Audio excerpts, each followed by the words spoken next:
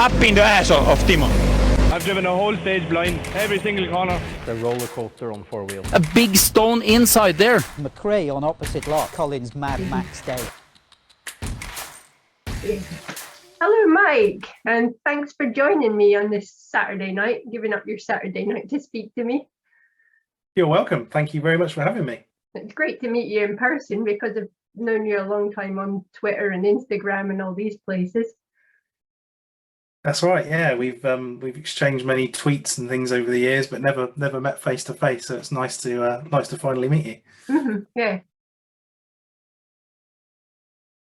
lady. Yeah. Hello, Mike, and thanks for joining me on this Saturday night, giving up your Saturday night to speak to me. You're welcome. Thank you very much for having me. It's great to meet you in person because I've known you a long time on Twitter and Instagram and all these places. That's right. Yeah, we've exchanged many tweets and things over the years, but never met face to face. So it's nice to finally meet you. Yeah. Right. To begin with, let's get into your. I always muck it up. To start off, let's get into how you first got into rallying. What's your rally origin story? Well, I think my earliest memory is my parents bought me a remote control car for my birthday. I think it was my 11th birthday, I want to say. I was probably a little bit of a petrol head anyway, but they bought me this remote control car, and it had a Impreza shell on it, and it was a Richard Burns model. And I remember watching the news a few weeks later after, hardly ever putting this car down, and thinking, hang on a minute, Richard Burns, this is the guy that's on the side of this car, and this guy had just won the World Championship. I thought, amazing, the sort of the connection had sort of clicked somewhere. I want to know more about this guy. I want to know more about, rallying and stuff in general. So the following year, I was glued to rally radio every round. It was, I'd have to beg my mum to give me time off of school to, bunking off of school to listen to rally radio, and sat there watching split times and things on a screen, and I just got absolutely obsessed with it from that moment forwards. So yeah, it's a bit of a strange way that I got into rallying, but it all started with that. It all started with that remote control car. So I'd love to know where that car is now, because it was gone many years ago, but it was a huge part of my life, really, that little car in the end, because rallying's a big part of it now. So yeah, I've got the parents to thank, and the little Tamiya remote control car to thank for that. So that's great. That one little bit of merchandising that got you hooked. Right, you got me hooked. Yeah, that's Were right. your parents into it? Did they like rallying and motorsport? My dad's always been into bikes. So when he was younger, him and his brothers used to have motorbikes. They used to go and watch the Isle of Man TT and super bikes and all that kind of stuff.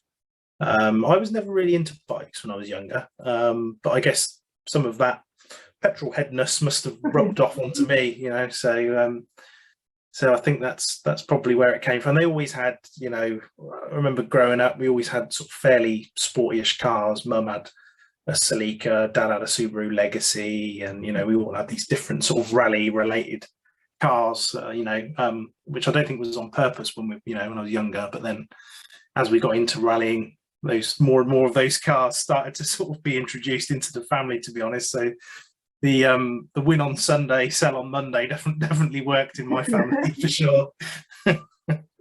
Yeah, you're the target market for all the companies. You're definitely. That's right. That's great. No, and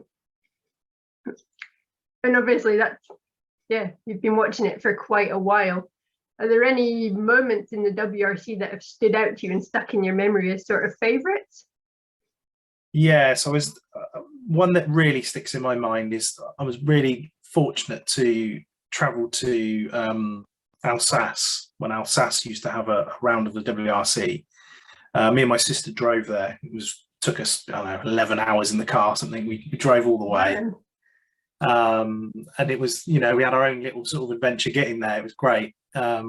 Which, that's the great thing about rally, and every rally that you go and attend and spectate at is, it's an adventure.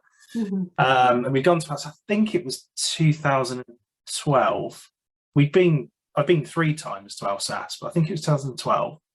And the last stage of the rally was run through Hagenau, which is Loeb's hometown. So all of his friends and family were there at the end of the stage and stuff. And he hadn't won the World Championship until that round. And he was leading the rally, and all he had to do was cross the finish line in Hagenau, and he'd won the championship.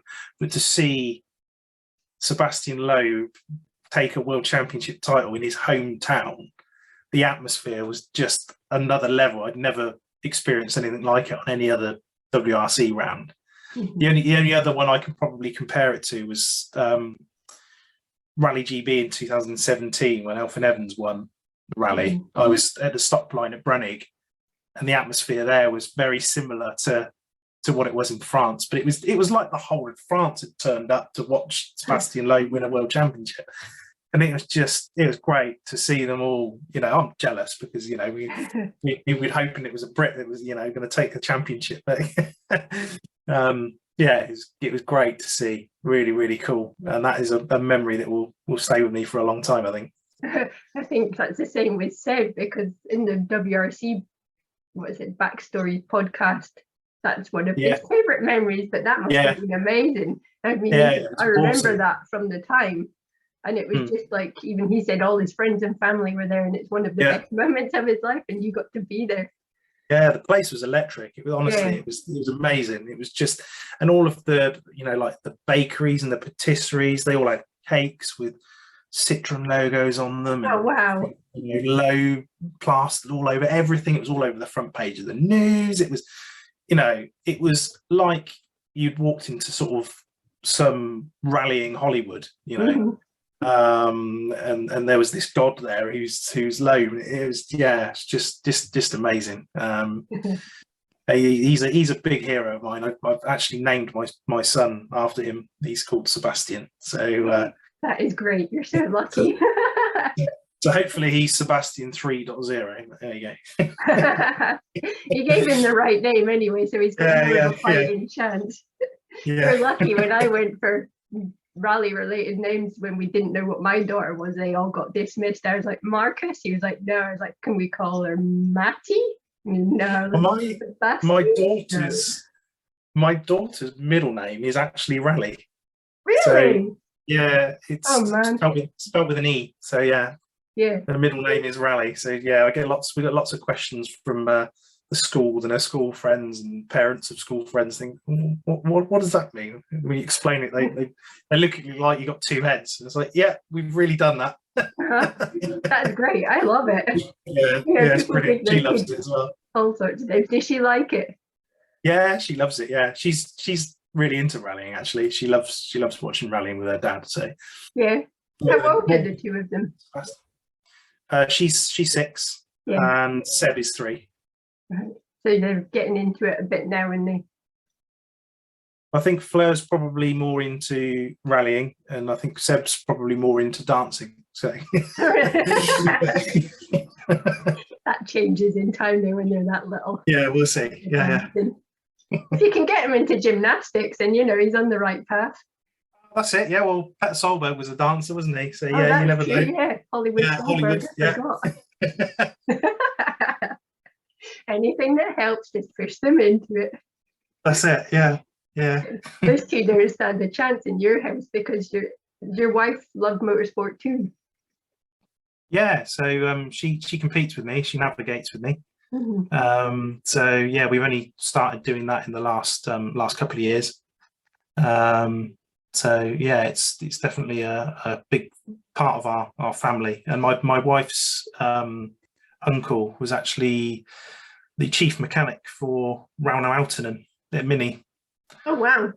He rallied the Mini Cooper in the 60s. He was his chief. A guy called Brian Molan. He's written a lot of books about the competitions department at MG in Abingdon, which is just down the road from me, or was just down the road from me. There's a lot of rallying history on probably more so on her side than my side of the family. Yeah, it goes way back on her side.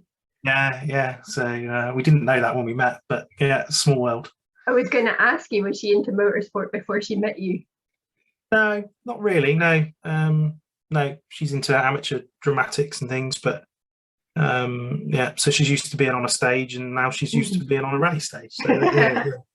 So you've done a good job of winning her around, then, definitely. That's right. Yeah. And she's doing a really good job as well. It's the navigator definitely has a harder job. Definitely has a harder job than the driver. So in my case, at least, anyway. So yeah, no. There's a lot of different skills involved that you need for the navigating side, isn't there? Yeah, well, me and Alex are competing in Targa rallying together. So I do both. I do stage rallying and Targa rallying, but Alex does the Targa rallying with me. And that is literally, you turn up on the day, there's no recceing, there's no onboard videos that you can watch from years gone by. You turn up and you get given a map with some directions on, some arrows and some cone numbers and some, corner numbers and passage controls, and all based on sort of road rallying rules, code boards and all that kind of stuff. And you don't see that until an hour before you actually get in the car and go. Right. So you get handed that paperwork in the morning, and then it's right, now I've got to sit down and annotate it all, highlight it all, process it, and then go out and do it. So there's a lot of pressure on her in that moment and throughout the day. So yeah, I think it's possibly actually more demanding and challenging on a navigator in Targa rallying than it is in stage rallying, because stage rallying, speeds are obviously much higher, but you're reading a set pace notes, or depending on your sort of level, you're doing a recce beforehand and you sort of know where you're going. So it's a great challenge. It's really good fun. It's a sort of new form of rallying, which seems to be getting more and more popular, and it's great value for money. I mean, you could spend 60 quid and do an event for a day in a almost bog standard road car, so it's a great way, I think, of getting youngsters and people who haven't got the budget to go out and do stage rallying to get into it. And the competition is very high. It's a high standard of driving in it. So yeah, it's good. It's really good fun. How many sort of entries do you get on a Targa rally? I'm quite new to Targas. I wasn't sure what they were before. Yes, there's probably, I'd say, on average sort of 60-ish cars, something like that. And you can also, on some events, do double driving, so you can swap halfway through the event. So the navigator can drive and drive can navigating. And oh, that's great! So everyone gets a bit of each one. So everyone can navigate. Yeah, it's really good fun. It's like I said, it's all based on road rallying rules. Yeah. So all of the cars have to, have an interior, and on some events they may have to have a roll cage, but not all of them. Sometimes you need harnesses, sometimes you don't. You don't wear a harness because a helmet, sorry, because your average speed is only 30 miles an hour. I say only 30 miles an hour. It's still, it still feels pretty quick inside the car, at times. But yeah, it's quite technical. It's quite technical events. It's really good fun. Yeah, sounds like a really good accessible way to get into it and to bring more people into the sport. Definitely, yeah. It's grassroots motorsport at its best. It's very good. Yeah. And there's more ideas coming for sort of progression as well. The Welsh Rally Championship have a road rallying class. So you can take your Targa car or your road rally car, and as long as it's got a Motorsport UK logbook on it, and it's it's been scrutineered and it's safe to go, you can use that spec car to compete against other people in stage rallying with that car. Right. So there's more and more of these sort of ideas coming to for the progression. Yeah. So it's really cool. Yeah, it's a good way to learn. Yeah, it sounds really good. It's about time they had more things to help people get into it, because at a normal stage rally level it's quite pricey, and there's a lot.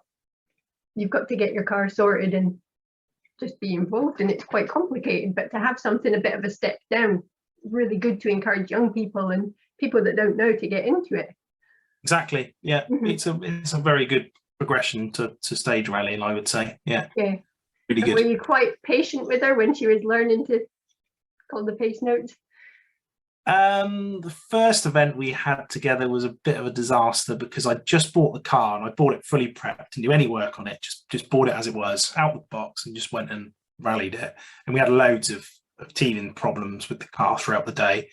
So she sort of turned into a mechanic for that event. So there wasn't much navigating. There was more soldering and some wiring that burnt and needed redoing through the event. So she was really hands-on and stuck in and got to it. So that was really cool. But as we've sort of progressed through the last year, we've entered a couple of championships, and I think she's lying 4th overall in the Cotswold Motorsport Targa Championship, which for a first time, is really impressive. It's really good. That's really good. Yeah, must be a natural. She's And the driver very too. good. Yeah. Oh, wow. Yeah. You just do what you're told and go fast. That's it. Yeah, I just do what I'm told. Yeah. It's a good dynamic then. Yeah, I can't blame her for anything though, because she's my wife. So there's no chance of that. I'm not as fortunate as these WRC drivers that can just blame the co-driver. Not GT give her a smack in the That's it. Yeah. I wouldn't get away with that. It's definitely the other way around. Divorces on the cards. Yeah, that's it. Oh, dear. And what about your stage rallying? What championships are you in? How are you getting on? Yeah, so back to the memories again. It was one of my, another one of my memories that sticks in my head is my first ever stage rally, which was in 2012 as a driver. So I kind of built my car, which is a Peugeot 205, very standard car. Had the little 1400cc engine in it. I'd done a lot of work with it in the sort of months running up to that rally. Pretty much did all of it myself with a friend who's a mechanic, runs a garage locally to me, and we'd work sort of throughout the night and get the thing ready. And that was in 2012 on the Tempest rally. And my goal was to get to the end, and I did. So I was I think probably came dead last. I can't remember. But I just wanted to get to the end, and I made it to the end, and it was the best feeling in the world just to get to the end of this rally. I had my co-driver Scott sat alongside me, who I sort of found through a friend who ran a rally matching, almost sort of like a Match.com website for rally drivers and co-drivers at the time. And then I did the same rally again the following year in 2013, and again finished probably last again, can't remember. And then life sort of took over, had children, got married, bought a house, as it does. And exactly, yeah, priorities change when you have kids and stuff. So, the rallying sort of went out the window. Still spectated a lot, which I still love doing now. I actually sometimes love spectating more than driving. I'm sat in the car on a rally thinking, I wish I was on the other side so I could watch all these other cars. I find that difficult sometimes. Yeah. But so I decided that 2020 was going to be the year that I was going to come back and have a go at it again. So I went to the Autosport show in the beginning of the year and bought my helmet and bought a Hans kit, because of course you didn't need Hans back when I did it in 2013. Bought new overalls, bought the lot, seats, fire extinguishers, everything that you need to be in date. Bought it all there, and then of course COVID hit, lockdown. So no rallying then until November last year. Me and Scott, again, same co-driver, came back and we did the Rally Nuts rally, which uses Sweet Lamb, Hafrin, Maherin, in November last year. And we ended up getting third in class, which was just completely unexpected to get a podium position in our class. After all of this time, I think 8 years out of rallying, which was just, amazing, incredible feeling. It's like they say about the WRC drivers, it's like, oh, that's a great result, you hasn't been in the car before, and first time Yeah. back. Yeah, it was really, really cool. It was really, really nice. And I'd also sort of rebuilt the car completely over lockdown as well. Decided, I was going to put a new engine in, so I did that and rebuilt the engine. I'm not a mechanic by trade, and I don't confess to be a mechanic. I'm okay, I guess, but I decided that no, I want to do it. I want to learn. I want to get it right, and to build the car, and for it to finish in a good position with me sat behind the wheel. And I'm not the best driver in the world either. So it was a brilliant feeling. Yeah, really, really cool. And then we did the same rally again this year. But unfortunately, I experienced my first ever retirement. We lost the aux belt, the battery went dead on the start line to Afrin. And yeah, that feeling, I have a lot more respect and empathy for WRC drivers now when they retire from an event, and there's me at this bottom level, Clubman rallying, right at the bottom, and I felt absolutely gutted that we'd retired. So I can't imagine what it must feel like for drivers that are competing for championships to to experience that. It must be a horrible feeling. I know. I would think you do all that work, all that training and everything to get to that point, and then you finish because of one little thing just going wrong. It must be heartbreaking. It's always a little thing as well. Yeah. I think at a lower, at a non-WRC level, it must be even harder because it's your own money that you're plowing into it, and you've done all that work on the car, and you get there, and it's just like, oh man, what a shame. Yeah, true. So yeah, that was heartbreaking, but there was a lot of positives to take away from it. I think I worked out I was about 10 seconds a kilometre quicker through Meherin this year than last year. Oh man, yeah, it was just amazing. I just had so much more confidence. I was really, really nervous last November. Lots of reasons. Hadn't driven for such a long time. Built the car myself. There's all this sort of in the back of my head, and it does play on your mind a little bit and makes you a little bit nervous. I think I'm always nervous before I step into a car. I can't imagine that people aren't, to be honest. But I don't know, maybe it's just me. But yeah, it was really cool to get that position last year, and then incredibly gutting to not finish this year. Although I did get to do 2 passes of Meherin, and I could have just driven Meherin all day long. I was going to say, how does it feel driving on those stages? Oh, it's just so amazing. I've got goosebumps now just talking about it, because you just, this iconic image in my head of WRC cars flying through past the turbines over the hills, and I can just picture that in my head. And I actually you were speaking to Dan last year. One of the first things I bought before that rally was the Meherin, one of his Meherin mugs. And it's got the turbine in the little triangle, and it's a great mug. Sometimes I just sit there with that mug there, like, I've driven that stage. It's a really cool yeah, that's great.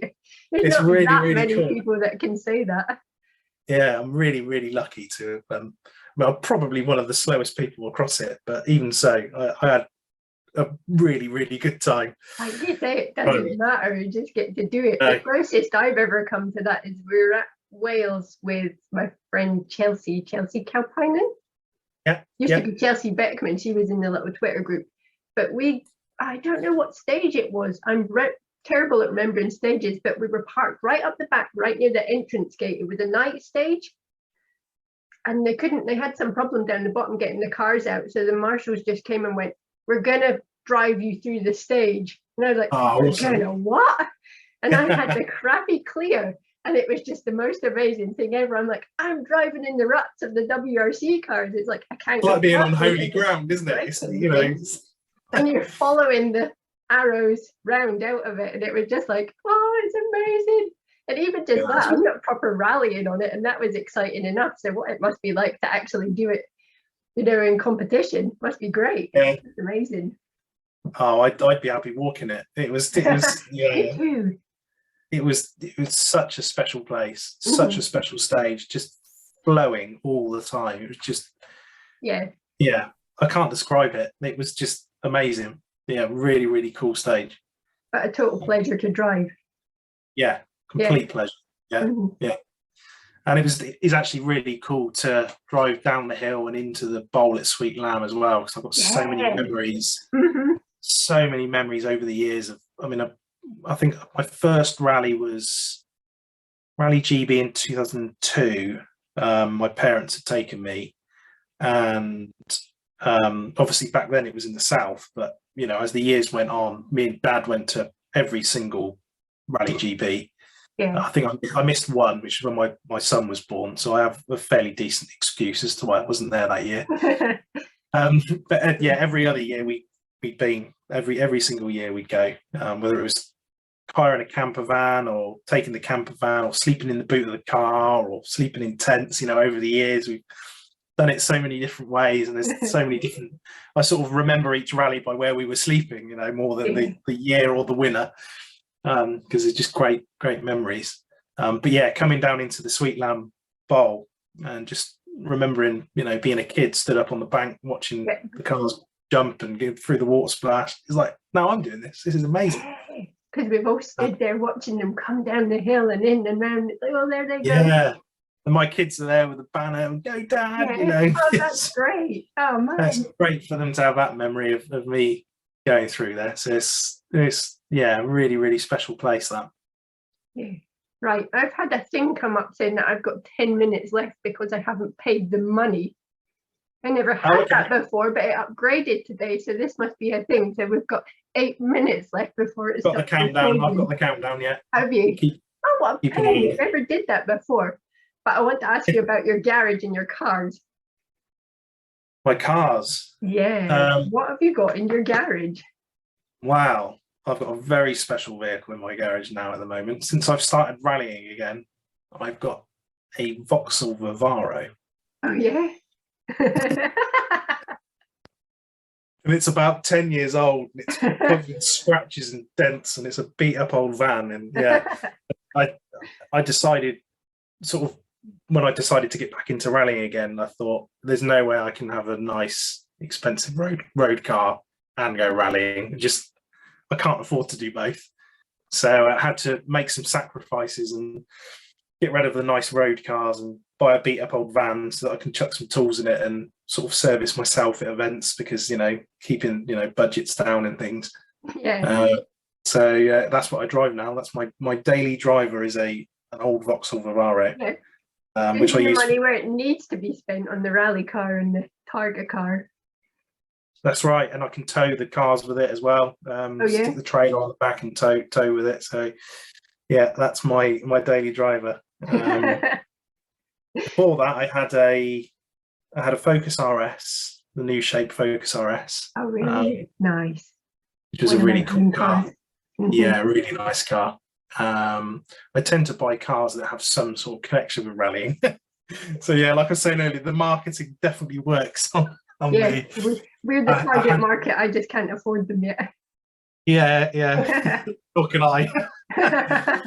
I had a P1 Impreza when I was. Oh, I'm so jealous. Yeah, I had that. I was 19 when I bought that. Oh God, how could you insure it? Well, this was the thing. It was living at home with mum and dad, and no mortgage and no bills, and everything just went on the Subaru. Yeah, terrible financial choice, but I don't regret it one bit. It's a fantastic car. Absolutely loved it. Yeah, cherished it, looked after it. I still keep in touch with the owner who's got it now and really? sort of stalk a little bit. Yeah, just to see how it's doing. Yeah, it's like a sort of long lost friend. Yeah.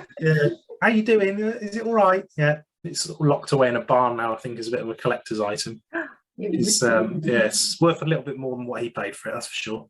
Mm-hmm. But yeah, that was a great car. And then I bought a Hawkeye Impreza 3 years ago. Mm-hmm. It's an import Spec C Type RA. Oh wow. White Hawkeye Impreza, and I bought it because it looked like a recce car. So yeah, that's an excellent reason. Yeah, exactly. Good old eyed up Volvos just because they're recce cars. Honestly, I keep going on to Auto Trader and looking at the Volvos. I think, yeah. Luckily, justify it of going. It's recce cars. They last forever. I know. Luckily for my wife, one in white hasn't come up. Otherwise, I would afford it. You're getting some XM Sport recce car and the wheels are falling off 5 minutes after you get it. So yeah, I don't know. I'm just not massively into my road cars now. I Well, just struggle. you've had such a good history that you can go for the family sensible options. Yeah, exactly. Yeah, if I had to buy a car now, and if money was no object, I would probably have a GI Yaris. I think. Oh yeah, I think me too. that would be my choice. Yeah, They are good-looking cars. completely impractical, but Yeah. yeah, what an awesome can't car! And put it's got a the little, keys in it's the got a back little of it. plaque. It's got a little plaque that's Has got the it? WRC logo on it that says that it's a homologated special. So it doesn't get any better than that. I'm a sucker for anything like that. When you see a Skoda VRS, go, ooh. Or even when you see the little Fabians with the Monte Carlo badge on. Monte Carlo badge on them. Yeah. I love it. I want it. It's just like, you can't have it. It Where I definitely go- works. Yeah. I go shopping and there's a guy that's there every Sunday. I never see him get in or get out, but it's is it a C4 Loeb edition? Yes. The big Loeb signature. Got the across Loeb door. signature And I'm on it. there. Yeah. Oh, he comes back and there's dribble marks on the window. Everyone else looks at me like, why are you looking at that old car? It's just like pedigree. It's funny, isn't it? I used to, I wouldn't say hate's a strong word, but I really disliked the new Ford Puma when Ford announced it, because the old one was, it was a bit of an icon and a legend, Mhm. And I saw the new and I thought, what is this thing? But now, since M Sport have launched the new hybrid Puma, I look at a Puma on the road and I'm like, actually, I quite like that. So it's funny how it, changes. Familiarization is an amazing thing. Yeah. Just watching those cars and seeing them in their liveries, because that Ford, that M Sport livery, I'm a sucker for that. I think it looks great. Yeah. And It's seeing one it of the- wrapped like that, you see the cars differently on the road, like you say. Yeah, do. It's great. Yeah. One of the best looking rally cars in a long time, I think, It actually. really Yeah. is. I've literally just booked yesterday. I booked my trip to Ypres. I'm going to Ypres. Are you? Yeah, I'm really excited about it because I love Ypres. I went when it was the IRC round. Mhm. And again, talking about memories of rallies, I think it was 2010, I want to say. I drove over there on my own. It's not very far from me. And I think I got something like 6 stages in a day, because they're all so compacted close together.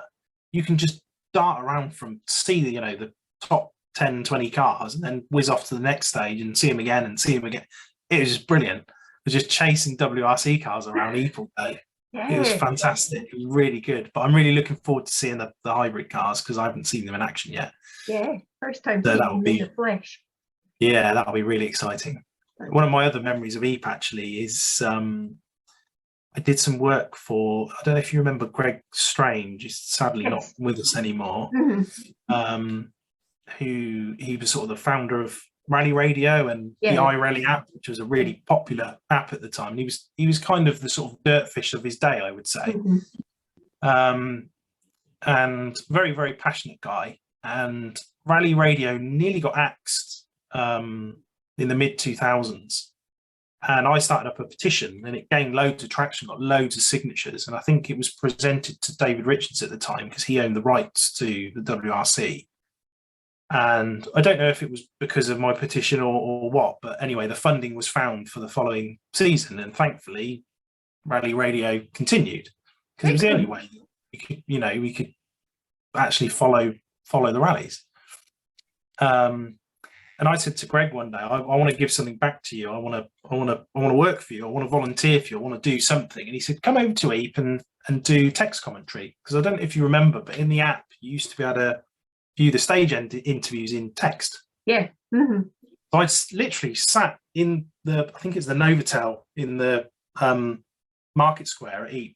Didn't see a rally car the whole weekend. I just sat in a hotel room, just typing away on a keyboard, listening to stage end interviews and following the rally and stuff. And it was absolutely brilliant. I mean, it's probably one of the most fun I've actually had at a rally, and didn't see a rally car the whole time.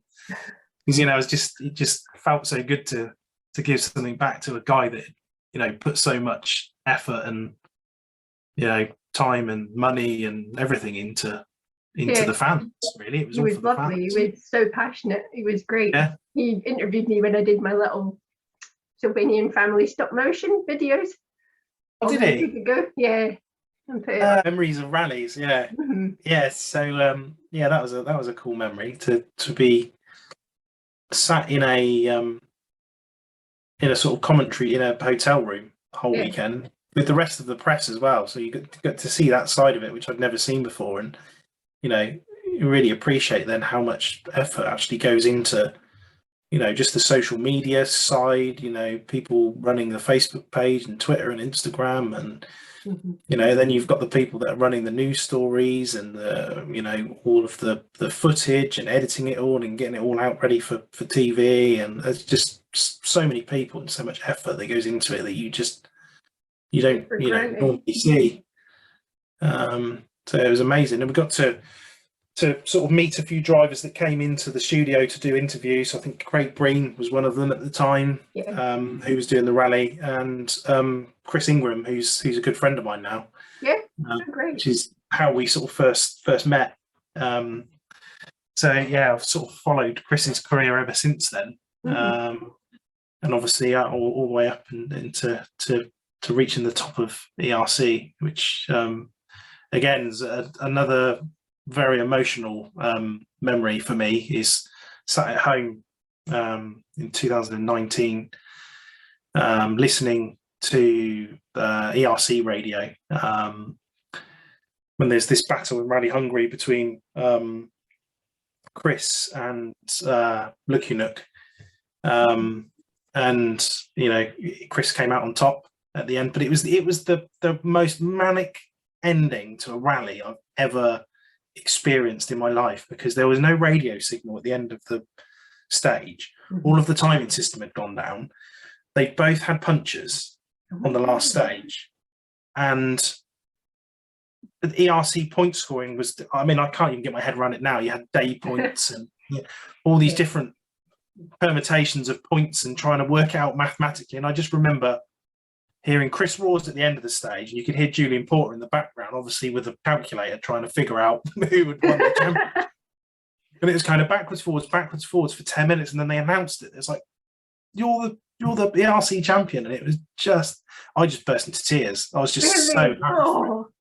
So it makes me, I'm tearing up now thinking about it, because the guy has put, I mean, I don't think people appreciate how much effort he has put into getting where he is, because he's got no money, he's got no budget, he's got a great team behind him now in Talksport, but he was borderline didn't make it to that rally. He had to crowdfund it. His mum set up a crowdfunding site, and friends and family and people just sponsored him. It got him the money that he needed to get to the end, and I think it's just one of the most amazing stories in rallying in a long time. And the fact that he came out of it and he won it, was just immensely proud of him, because there could have been so many moments when I think anybody was just thought, I'm just going to give up. And he's very, Chris is very open about, his mental health issues and stuff, and he really struggled with stuff for a long time. And to come out and do what he did, facing all of that stuff, was just really special. I really hope that he proves himself in WRC2 and takes that next step. He's done an amazing job, because he is such a good driver. But he's an it incredible doesn't really driver, matter in rally, and if you don't have that money behind you in the back and in the push, you can be really, really good. And unless somebody, Malcolm Wilson comes along and plucks you out of it, then you have to push yourself and do it all off your own back, and it makes it so hard. And so many people fall by the wayside because of that. But totally I remember that IRC victory as well, and just seeing the pictures of it, and you just really felt for him. It was a really big moment for him.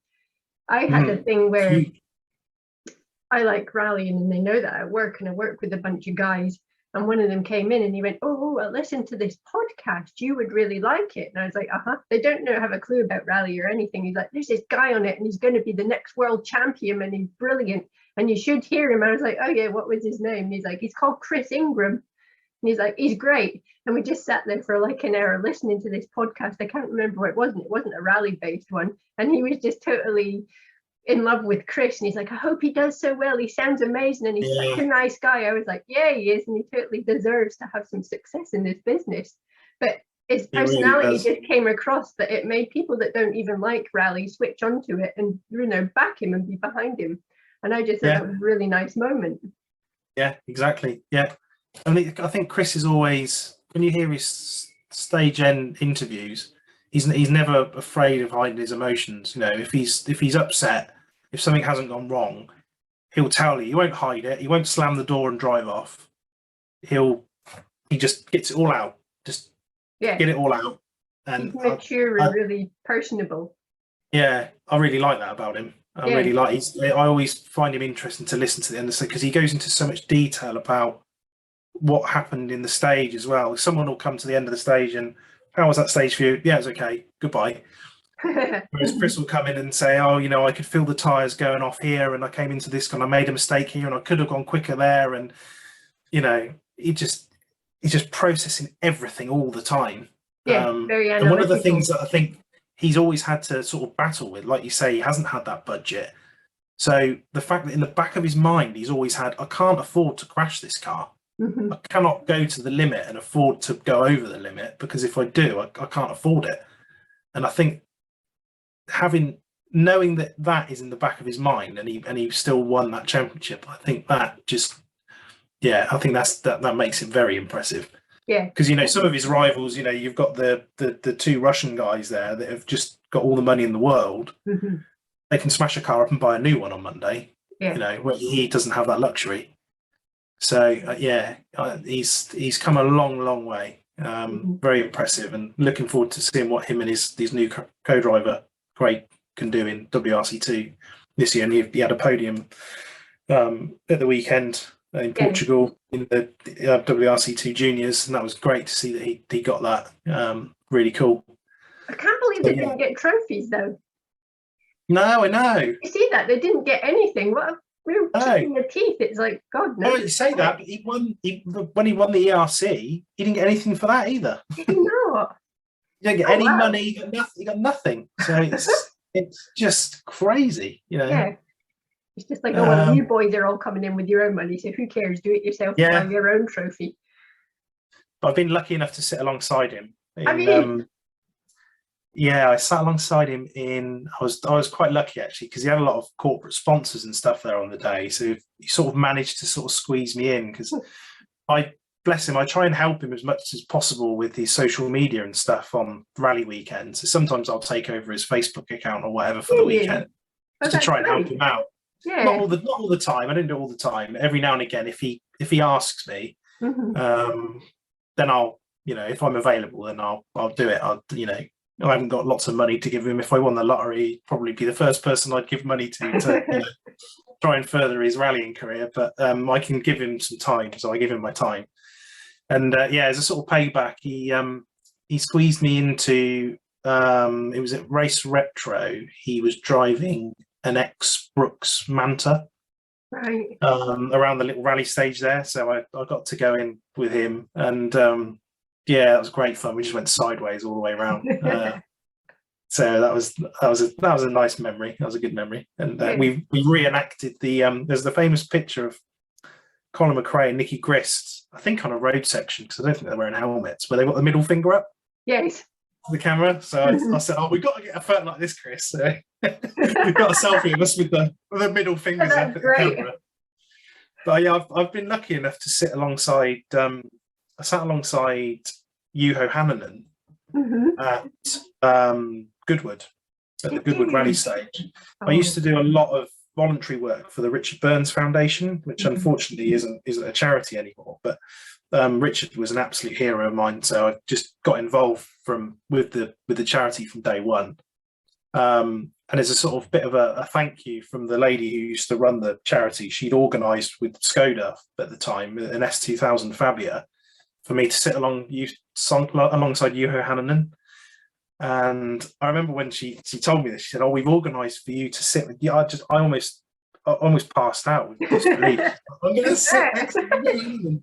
But I think at the time he was the European Rally champion or the IRC champion or something. So he was a champion anyway. So he was the top of his game. And I sat alongside him in the Skoda, and we came to the first corner, and I just thought, he's not going to make it around that. He's not going to make it around that. And just, how did you get that car to go around that corner? Like, it just completely blew my mind, and a new respect for rally drivers. I mean, there's no way I could drive like that. And anyway, we were absolutely blasting around the rally circuit, around the rally track. So I shouldn't say circuit, rally track. And he said, we have puncher. And I had no idea that he had a puncher because he was going absolutely flat out. Then we were jumping, and it was just unbelievable. I was just clapping and whooping, and was in my element. Absolutely loved it. And he said, we have puncher. Then he just carried on, and we got to the end, and some of the Skoda mechanics sort of came over. The crew came over, and they started to unbuckle my harness and get me out of the car. And he leaned across, and he went, no. He said, we have puncher. We go around again. No way. So he'd let me stay in the car for a second run with 4 new tyres or new tyre or whatever. So we went round again, and oh my, it was so much quicker the second time round. I thought the first, I would have been happy with just the first run, but yeah, he was a really nice guy. It was really nice of him to do that. Yeah, that was lovely. And you're grinning ear to ear at the end of it. Oh, it was amazing. It was just incredible. Yeah. And I got to sit alongside. Sorry, go ahead. No, sorry. I was going to say I got to sit alongside Danny Sordo once as well in the Mini. You're practically a professional co-driver at this point. I'm not sure about that. I don't think they want me sat alongside him. Yeah. How did you wangle that one then? Again, that was with the charity. We were doing the Richard Burns Memorial Rally, which was based at RAF Marham, and Danny was a guest. It was Danny and Chris were there in the Chris Meek were there in the Minis. I can't remember whether they actually did the rally or they were there just as I think they were just there to do sort of demos and things. But I just built the foundation, a website and a web shop, and they could sell all their merchandise through it and stuff, and they made quite a lot of money through it. So as a thank you for doing it, because I did it all for nothing. As a thank you, they'd organised with ProDrive for me to sit next to Danny, and we just did donuts. I mean, we just ran around the car park doing donuts. It was so surreal. It was, and I loved that Mini as well. The Mini was a great car. It was such a shame that it was, cut so short, that program. So I think they could have done some really good things with that car. But yeah, it was another amazing memory. I'm so lucky to have sat beside those 3 drivers that, You say that, but it's not really luck. You put in all that work and did such good things for them. That's, a good reward for putting in your time and effort to help them. That's really great thing to do. I just wish everyone could experience it. I wish there was a way that everyone could experience it, because it's just amazing. Yeah. They do passenger rides at Goodwood still, I think. So I think you can go up there and sort of give a donation to charity and sit alongside someone in a rally car and go around. Oh, that's great. So yeah, that's a good way of people sort of getting in the cars. Yeah. But no, volunteer and do some good stuff, and then you get to go in the cars. That's the way to do it. Yeah. Great. Yeah. I'm glad you've come along and you like speed, because Dan totally blew my theory out of the water that most rally fans are frustrated rally drivers who sit there going, I could do that, when they watch it. I know, yeah, I know. Dan saying he's got his little up. Is it an up GTI? He's got his Bola, an up, an up. Up GTI, yeah. Has the illusion of speed, I think, as you put it. But I get where he's coming from with that, because I actually do think it's more fun to drive a slow car fast than a fast car fast. Yeah. I think it's more fun to be on the absolute limit of a slow car than the fast car. So to a degree, I agree with him there. It's good fun. But I'm a terrible passenger, actually. I'm not a very good passenger. Yeah, I'm not very good at all. And I hate theme park rides. They make me feel sick. I so I can't deal with speed on, roller coasters way. and stuff. There is just no way. I hate flying, absolutely Really? hate it, terrified of flying. Mhm. But don't mind driving, and actually don't particularly like driving on tarmac that much. No? I I was going to never. say it must be a control thing, because you can't control the plane and you can't control the roller coaster, but if you don't like driving on tarmac. Yeah, maybe there is an element of control there where you feel like you're not in control, maybe. Mhm. But yeah, I never feel at home on tarmac, and my wife will tell you the same thing, because she always, if we ever do a targa together and there's a tarmac section and then a gravel section or even grass, sometimes she'll say, you drive so much better on gravel or grass, or I'm just always really scrappy on tarmac. I just feel more at home. I just feel more at home on gravel and grass, and which is really weird because you spend your whole life driving on public roads. Yeah. And you'd think that you kind of naturally be more comfortable on tarmac, seeing as you've done it all your life. On your natural surface. And then, I don't know what it is. I honestly don't know what it is, but I just absolutely love driving on gravel, particularly. Maybe you're just some feel sort of really- honorary Finn. Maybe, yeah. Yeah. Maybe it's the Hannanen experience that's done it to me. Yeah. Yeah. Maybe there's some sisu that must have been transferred Yes, in definitely. the car or something. I don't know. No, I better not say that because that'll upset a lot of Finnish people. Yeah. Yeah, I don't know. It's a really You have odd to one. perfect it for your WRC career in future. You have to get the Cali Robin pair, get the snow and the tarmac and the gravel and perfect them all. Yeah, I was watching some YouTube videos of Callie the other day, the classic one of him when he was about 7 or something, chucking his car around. Yeah. You just think, yeah, it's incredible what he's doing in the moment. Mm-hmm. You can't fail to Yes. be impressed by him. It's just like, good grief, he just makes it look so effortless. Yeah, he does. Like, Typical when's Finn it as going to well. be He's hard just, for you? yeah. Typical Finnish driver who's just sort of sat there looking so comfortable behind the wheel. It almost looks like he's sort of bored, Yeah. Whereas Elfyn's sort of the opposite. Elfyn's sort of hunched forward in his seats with, Yes. almost looks like his harnesses are sort of loose to me. It always looks really odd the way that it must Posture just is be. so strange, yeah. Yeah, it must just be how he feels comfortable. He must have just, I guess, fallen into that and just stuck with it, because you look back at old footage of him and he's exactly the same, mouth wide open, leaning forwards. Yeah.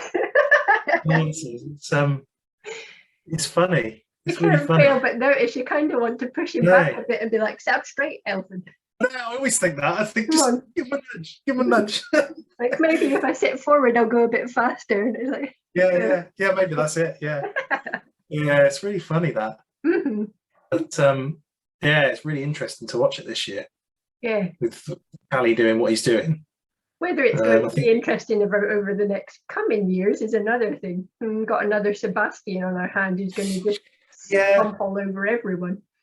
Maybe he'll be dominant, and I don't know. It's difficult to know, isn't it? But I think I was, to be honest, at the start I was sort of disappointed because I wanted Elfyn to do well. Obviously, being a Brit, I kind of wanted a Brit to win it. We'll call him a Brit because we're English and Scottish, and he's Welsh. And Yeah.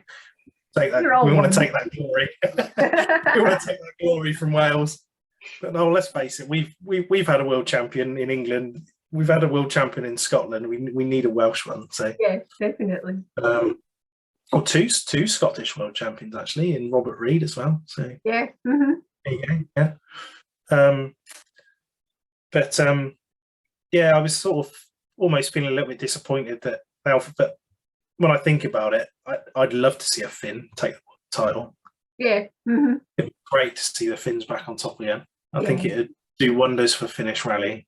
It would. Then it is the spiritual home of rallying, as they say. So yeah, I think it'd be really cool. Really cool for Finland to have that. Yeah. I think he really does deserve it as well. So be interesting to see what comes. It was a little bit disappointing at the weekend that the two Sebs didn't really get to show. Yeah, I know. You're waiting for this big fight and the two of them just fizzled out with like nothing, and that's it. They were done. Yeah, that was a shame. It was a big shame. But they're both back in Safari. Yes, I saw that. Yeah, That'll be good fun. Yeah, it'd be good to see that. Yeah, it'd be good to see what they can do there. And again, that's a great event. Yeah, So that's really cool to see that back on the calendar again. it is. It's really breathtaking and just really different. It's good to have different things, and New Zealand back on the calendar. That's good as well. Yeah, true. Yeah, it's another good event. Spectacular looking rally. Yeah, I'd love to go and watch those two events. They'd be amazing to watch. Yeah. Yeah. I know. Those are like on the dream list of ones to go and see. When you've won the lottery and you can run around the world watching rally. It's one of the other, yeah, that'd be nice, wouldn't it? One of the memories I always have of Kenya is when they had the spotter, they used to have the spotter helicopters. And one of the co-drivers, and I want to say it was Michael Park, had forgotten his pace notes with Marco Martin. And the helicopter crew were sort of calling out the corners ahead, trying to sort of make pace notes from the helicopter. And I always just think, I wonder how, there can't be any other times where that's happened in rally. Maybe there is, but that was amazing. Yeah, that's a really cool little piece of history there. Yeah, it's great. One of those real just moments that you wouldn't get in any other motorsport. That's right. Yeah, well, that's why rallying's so great, isn't it? Yeah, I really miss in rallying the sort of you come to the end of the stage with three wheels and you just sort of carry on. I miss those things. I really do miss those things because I think they sort of just made it that little bit. There's that little bit more interest. You see a rally car going down the I get why you can't do it. Safety grounds and Danny Elena hanging out the window. Exactly. Yeah. That is one of my favourite moments. I love that. Yeah, it's just brilliant. Like little chubby Elena hanging out the window, keeping it balanced. You don't get that anymore. You're right. You don't see it anymore. Different now. The regs have all sort of, got rid of all of that sort of stuff now. You can't do it anymore. Yeah, like I said, I get why, but it was great to have been able to follow the championship during those years when you could. Yeah, and Colin McRae coming along with panels missing all over the place, and you're basically driving a roll cage. But the best one was Marcus Gronholm which he was just always entertaining. Stage end interviews, just always entertaining. The classic one with the Welsh police when I can continue to go, but you can't. But I can. No, you definitely can't. It's just brilliant. But he's such a good character, and I liked it at the weekend. He interviewed Callie, didn't he? And he asked him about the weather. Yeah, he came back. Yeah, that was just great. And they were like, Callie wasn't even born, or he was only just born when that actually happened as a thing. Yeah. Yeah. Brilliant. And you can never beat. I put it on my little introduction, up in the ass of Timo. That is just. It's a classic. I keep meaning to buy the T-shirt. Yeah. And he doesn't even look too overly concerned when he says it. No. Just like, your co-driver's totally broken. You're like, oh yeah, just up in the ass of Timo. Brilliant. Well, you can tell Corrado. You can tell Corrado that 3 gears is enough. Yes. Oh dear, brilliant. You know what we don't get as well? I used to like when they did do tactics, when people would stop just before the finish board so that they didn't have to go first on the road the next day. I love that. Yeah, true. Just don't see that anymore. Yeah, you don't. And then you used to see people at the finish line that would just sort of go off the road almost, so that they could get over the finish line quicker. Yeah. I think event organisers must have cottoned onto that and sort of stopped that. Well, you got Elfyn crashing through on the special stage when he went round the land. Yeah. Like, oh, what are you doing? And they wanted to take time off of him for it. Yeah, I know. It's just like, leave the boy alone. He didn't mean to do it. I know. Yeah, I do miss all those little things. It made it interesting. It's definitely different now. I Yeah, always it is. think, is it rose tinted glasses? But it's not. You don't get all those as many moments like that. No, you don't. But I think we are quite lucky with what we've got now, in that the cars are. I think they're pretty amazing, actually. I know a lot of people slag them, and I do get the argument of they should be cheaper and they should be more on a sort of WRC2 level. With R5s or Rally 2s or whatever you want to call them now. I still get confused with these naming conventions.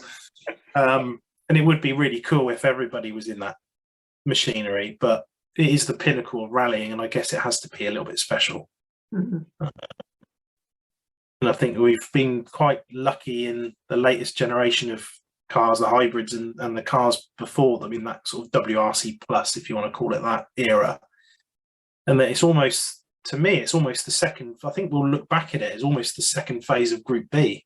They're like these monstrous machines that are just smashing stage times and, you know, records and things, and they're just so quick. Yeah, they are. When you watch them, it's just breathtaking how fast they are. Yeah. I think it's like in Sweden. Is it in Sweden that they had quite a lot of long straights, and you saw the speeds they were getting up to, and people said, "Oh, it's a bit boring." Like, it is not boring. Just like, look at that speedo. Look how fast they are going. Yeah, I just don't get it, but they're amazing. It'd be nice to have manufacturers, though. It would be nice to have more manufacturers. It really would. I think everybody laments that. You used to have so many of them in the past, and now there's just not that draw. They just don't seem to come to it and see it as something that they can make money in or sell cars out of. No. But like you say, it is so expensive.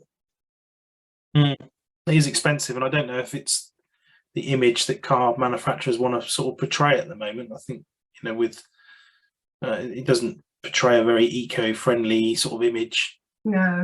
And I think they're obviously trying to do the best with the hybrid and stuff, but the fact that a lot of the drivers switch it off probably doesn't help you know, that image very well. But it's a step in the right direction, and I'm sure it'll get better.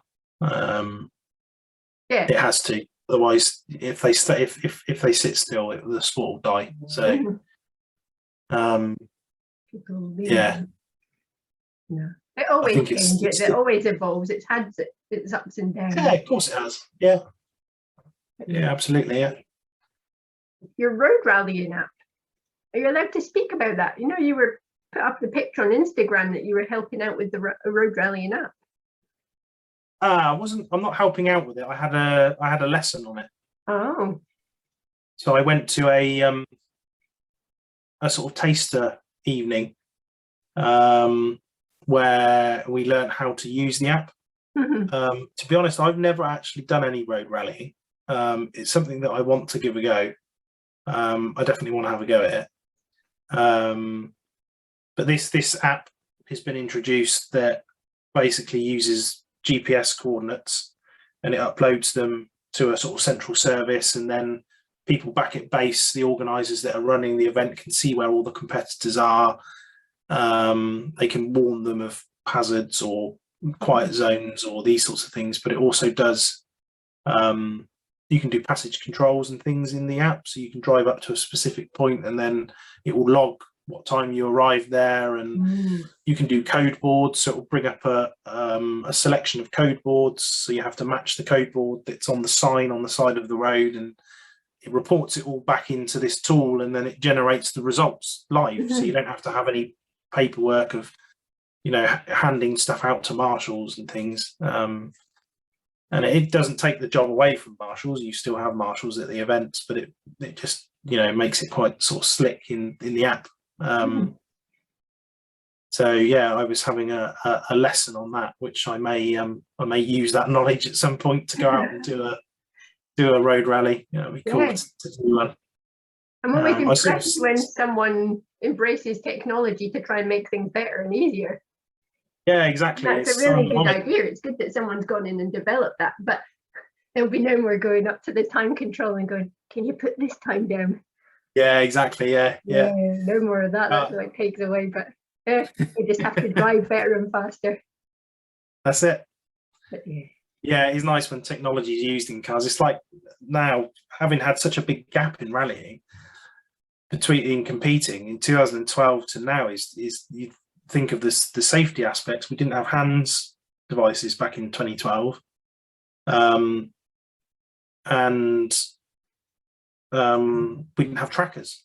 No tracker in sort of clubman level anyway, in the sort of level I compete in. Yeah, there were no tracking systems, but now we all have to have a tracking system in our car with an SOS button on it, things, so it's good to see that technology is being embraced. And obviously now with all live, you can watch every stage live and it's being broadcast over the internet, and we can all consume it on a mobile phone, on a laptop, on a smart TV. And yeah, it's really cool. It's good that we can do all of those things.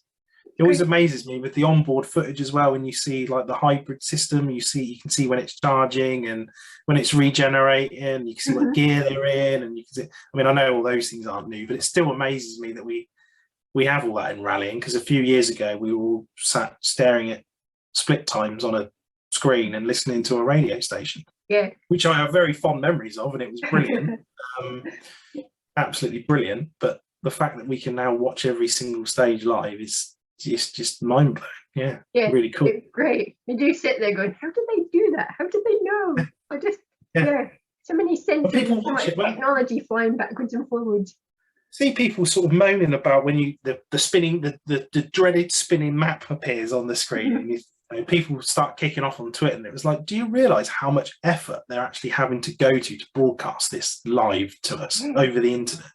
You're in the middle of a forest, in the middle of nowhere, where there's not even phone signal, and you've got an aeroplane that's flying over the top of the stage to repeat the signal back to base, and then you've got a whole production crew, and you've got all the infrastructure that sits behind it, and there's just so many working parts to that. And sometimes one bit might go wrong, and there's nothing you can do about it. No. It's not a Formula 1 race. There's not a circuit that you can stick 100 cameras around. It doesn't work like that. I know. To get it live is amazing. Yes, really. I'm never complaining. It's just like, who cares? We get to see it. We get to see the camera angles down by the wheels, and we see their faces, and we see the stages, and people saying we don't get enough exterior shots and things like that. It's like, we get the helicopters, we get to see the onboards. Yeah, and it'll get never better. Be happy though. No, exactly, no. But it'll improve over time. It'll get better. Can never please all of the people all of the time, as they say. No, that's true. Anyway, Mike, I'm going to let you go and enjoy the rest of your Saturday night. Cool, and you. Thanks so much for joining me.